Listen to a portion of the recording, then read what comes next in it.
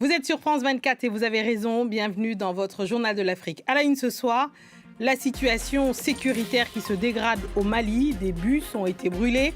L'un des proches du chef religieux le plus influent du pays appelle au dialogue avec tous les acteurs. Décryptage à suivre.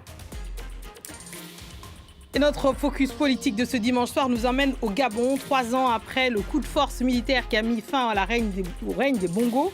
1 an après son élection, le pouvoir d'Oligui Nguema promet un nouveau départ, des réformes économiques, lutte contre les inégalités, restauration de l'État. Mais derrière le récit de la refondation, des questions persistent.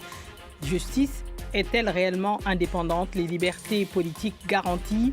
Et quelle relation avec la France dans ce nouveau chapitre gabonais? Pour en parler, nous recevons l'un des hommes les plus exposés du pouvoir gabonais, Théophane Nzamé Biogué. Il est porte-parole de la présidence. On ouvre ce journal par le Mali où la situation sécuritaire se dégrade. Des bus de transport qui violaient le blocus décrété par les djihadistes ont été brûlés. Serge Daniel, vous êtes notre correspondant régional. C'est dans ce contexte qu'un proche du chef religieux le plus influent du Mali, le shérif de Nioro du Sahel, lance un appel au dialogue à tous les acteurs. Oui, tout à fait. Et situation sécuritaire qui se dégrade, vous en parliez. Dernier exemple, c'est ce dimanche, on vient d'apprendre, par exemple, que dans le centre du Mali, lors d'un mariage collectif, il y a eu des tirs de drones. 9 civils ont été tués lors de ce mariage collectif par un drone. Donc, c'est dans ce contexte qu'un proche du chef de religieux le plus influent du Mali, le shérif de la localité malienne de Nioro, c'est le shérif de cette localité qui est situé non loin de la frontière avec la Mauritanie. Il compte des milliers, voire des millions de fidèles. Son proche lance un appel aux partis politiques, aux forces armées, aux djihadistes, au Front de libération de la Zawad et de la junte, sachant que le chef religieux est un soutien de la junte. Et ce proche-là dit: entendez-vous, je fais une traduction en français, faites tout pour vous donner la main, éviter la division du pays. Il parle de réconciliation nationale parce que sur le terrain, la situation se dégrade, des coups de feu nourris qu'on entend,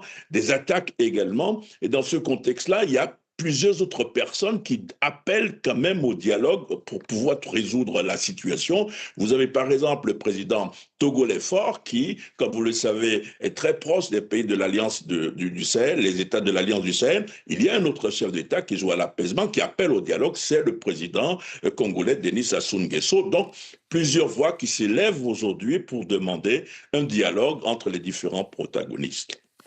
Serge, vous l'avez dit, la situation se dégrade et on a appris ce dimanche la disparition, je mets des guillemets, du fils du célèbre avocat malien Maître Muntaga Tall, lui-même enlevé début mai. Oui, tout à fait. Son téléphone sonne, il s'appelle Mamadou, son téléphone sonne, de l'autre bout du fil, c'est quelqu'un qui l'appelle: amenez des médicaments et des habits à votre père, nous vous donnons rendez-vous à la CI 2002. Il s'est rendu à la CI 2002, c'est un quartier UP de Bamako, et depuis, il a disparu, plus de ses nouvelles, sa famille est très inquiète. Alors, début mai, son père, Maître Moutagatal, avocat et un homme politique, a disparu comme ça également parce que des hommes armés cagoulés sont arrivés à son domicile et l'ont littéralement enlevé. Il faut savoir qu'il était compagnon de route de la junte, en tout cas il était dans un mouvement politique qui soutenait la junte. Il a pris ses distances et il a demandé à un moment le retour à l'ordre constitutionnel et depuis il s'est séparé de la junte. On est désormais donc sans nouvelles du père et du fils. Merci Serge Daniel pour ce décryptage, merci beaucoup. L'OMS tire la sonnette d'alarme face à la résurgence d'Ebola en Ouganda et en République démocratique du Congo. L'organisation évoque une urgence sanitaire internationale alors que près de 80 morts sont déjà recensés dans l'est de la RDC. Particularité inquiétante, cette nouvelle souche du virus ne dispose ni de vaccin ni de traitement spécifique à ce stade.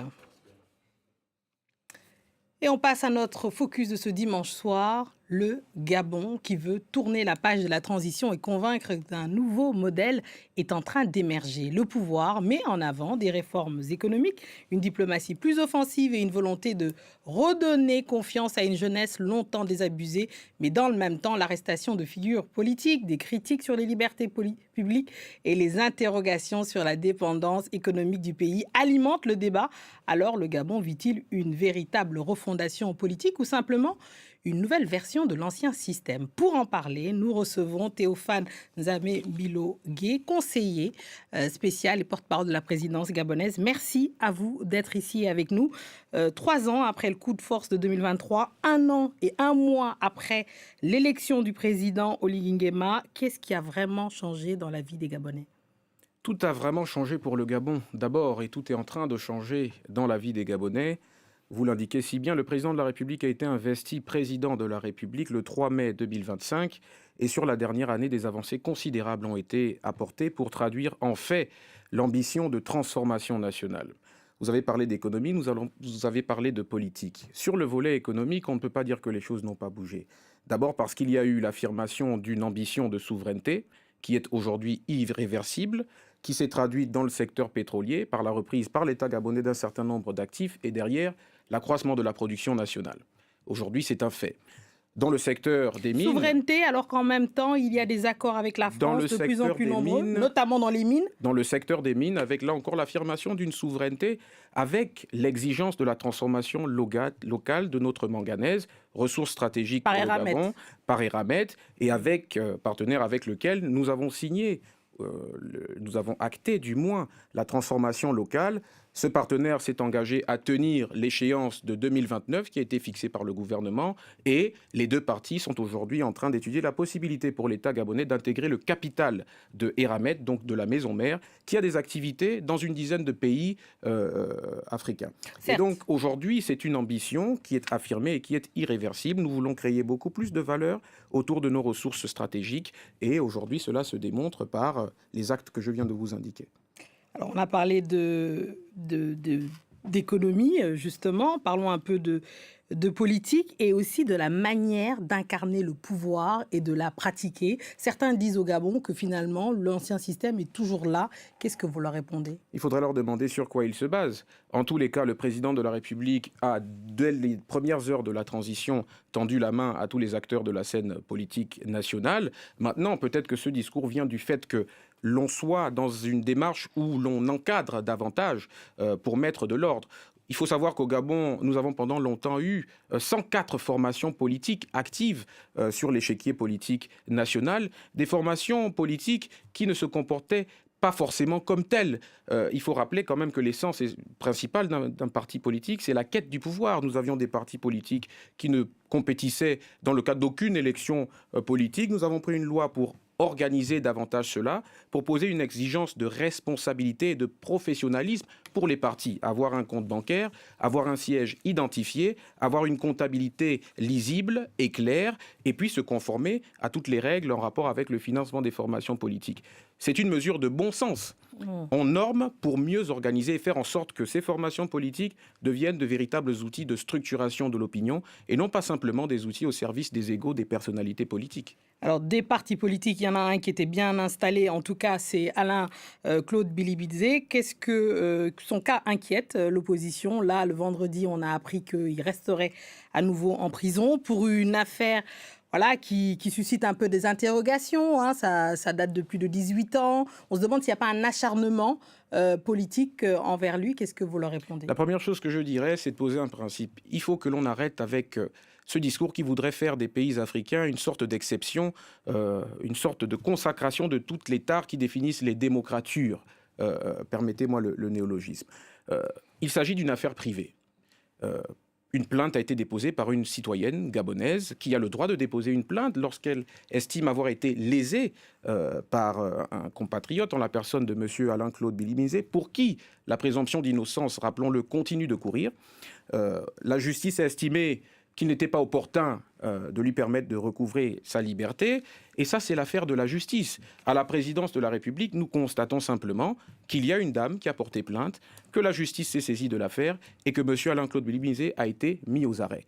Il n'y a pas d'agenda politique dans cette affaire, il y a un calendrier qui est judiciaire. Et il ne viendrait jamais à l'idée de qui que ce soit ici, sur des situations analogues en France, de poser cette question à un porte-parole de la présidence de la République française. C'est l'affaire du procureur de la République. Mais alors, le chef de l'État est aussi chef du Conseil de la magistrature au Gabon. Et qui, dans le cadre du Conseil supérieur de la magistrature, n'a de cesse de plaider pour une justice beaucoup plus performante, beaucoup plus indépendante, et qui se porte garant de cette indépendance. Et beaucoup plus dur. J'ai écouté son discours justement en septembre dernier au Conseil de la magistrature, où le président a dit qu'il voulait que ce soit intransigeant, etc. Absolument. Est-ce que ça va dans ce sens-là ? Mais l'intransigeance et la froideur de la justice, qui a vocation à rattraper tous les contrevenants aux lois et règlements en vigueur dans notre pays.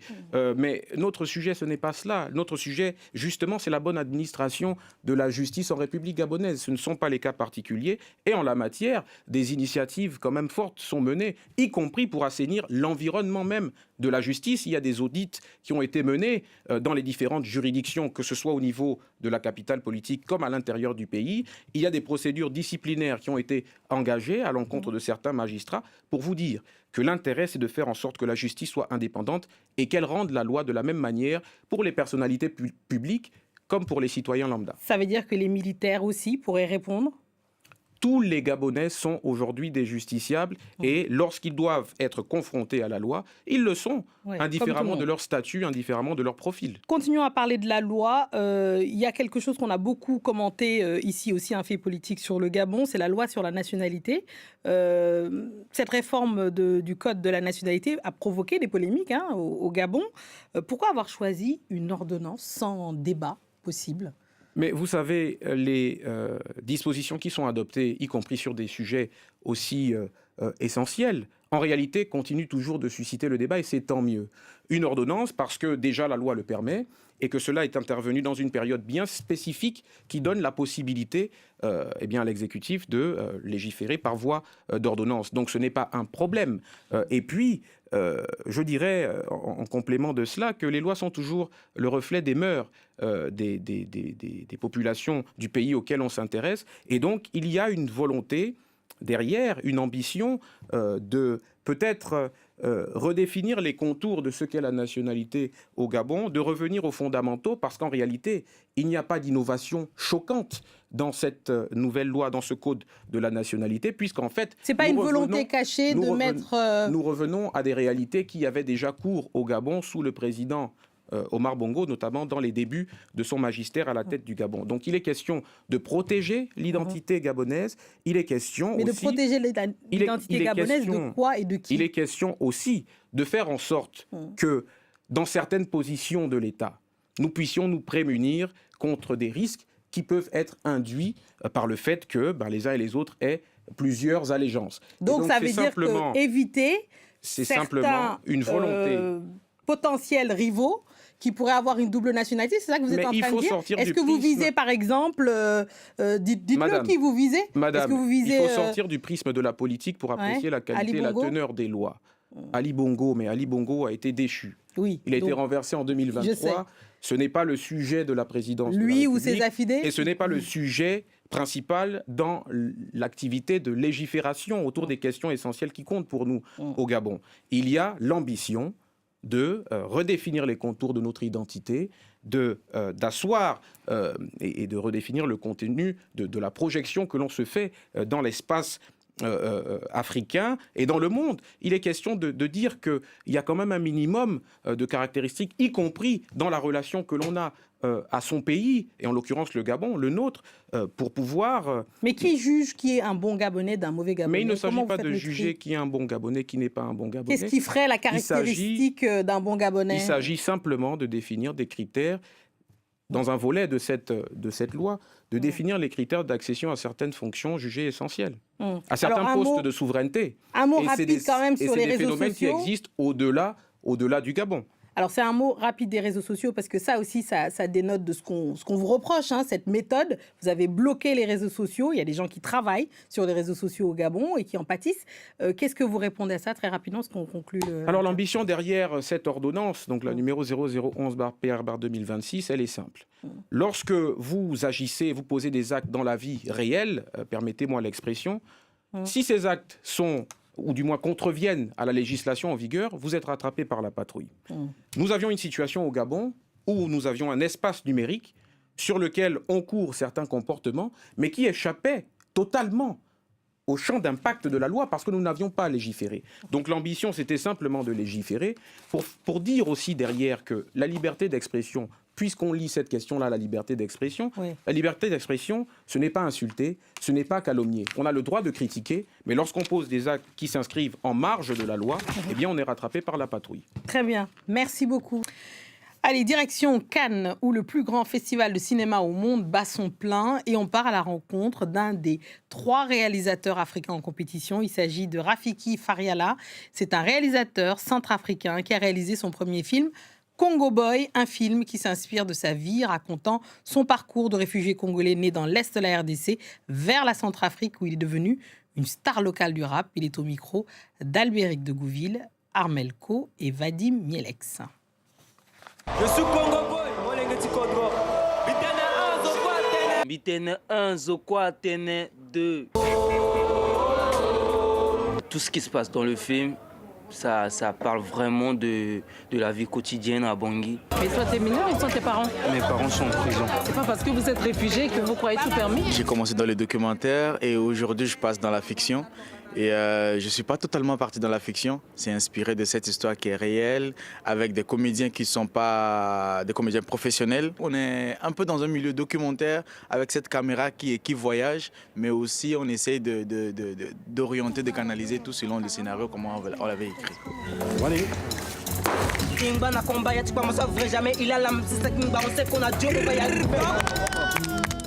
J'ai bien voulu montrer aussi que cette situation, au-delà de la crise, au-delà des difficultés, il y a l'espoir. La jeunesse centrafricaine, les jeunes réfugiés ont espoir. Ils se battent, on essaie de rester positif. Aujourd'hui, je suis encore réfugié, mais malgré tout, je continue à garder encore la tête haute et me dire que la vie, c'est devant.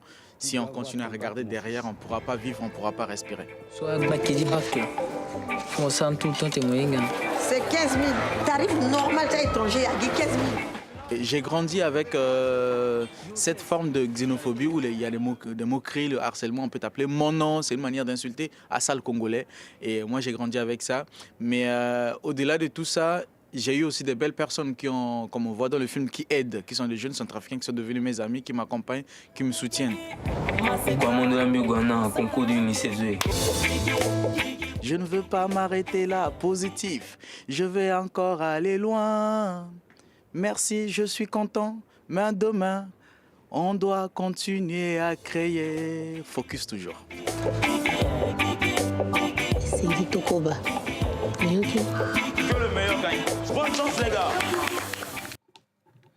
Voilà, c'est sur ce très beau sujet fait justement par Nicolas Chamontin qu'on referme ce journal. Merci beaucoup à tous ceux qui nous ont suivis partout dans le monde, en particulier ce soir de Libreville à Cannes, en passant par Nioro du Sahel. Restez avec nous car l'actualité continue sur France 24. Merci.